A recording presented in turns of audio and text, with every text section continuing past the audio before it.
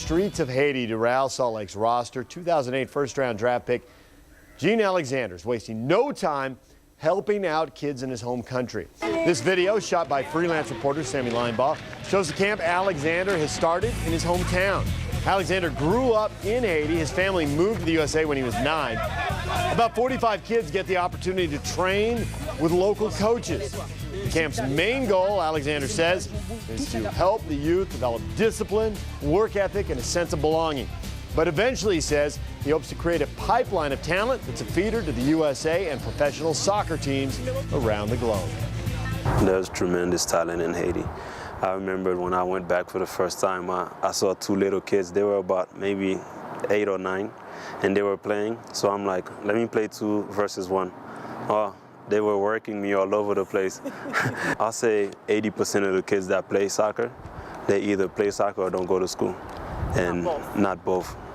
You can't do both. And that's why these kids are so talented. Sammy Linebaugh joins us now. You may remember her from another station in town that we no longer talk about, or maybe you've seen her on the mountain doing sidelines on games and that kind of thing. So you're in Salt Lake, you do sideline for the games, and you ended up in Haiti. How did that happen? You know, it was one of those things. I was going with a humanitarian group called Healing Hands for Haiti, and right about then, Real Salt Lake drafts a kid from Haiti, and I think, oh, you're awfully close, got to find out what that story is about. Gave him a call, and I was so impressed. He was so thoughtful about being a guy from Haiti, but how much America had given to him. And in the course of our conversation, he said, and by the way, my dad and I were putting together this camp for kids in Haiti, and I thought, okay, no brainer, I got to go. All right, so you go down to Gene Alexander? Gene Alexander's camp. Now, you get down there. Now, we've heard about the poverty. We've seen the video on the news, the political strife. It's just got as a country, it has a horrific history. And we are so lucky we were born here and not there.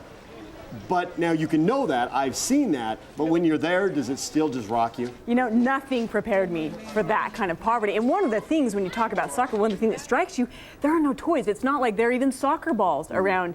Anyway, I remember watching this group of kids playing, and one kid has 1 flip-flop. Well, in that country, 1 flip-flop is better than no flip-flop, and that's just how they are. They're very resilient, but toys, you know, they make kites, they build little cars, but there aren't just, you know, the toy stores on the corner. So you contrast that with this school that Gene has started, where they have crisp uniforms and cleats and socks and shin guards and structure and coaches and all this purpose and a chance to work hard. It makes all the difference. It's borderline unthinkable for families trying to get their kids in there. It's pretty neat. All right, so how did he get to the USA?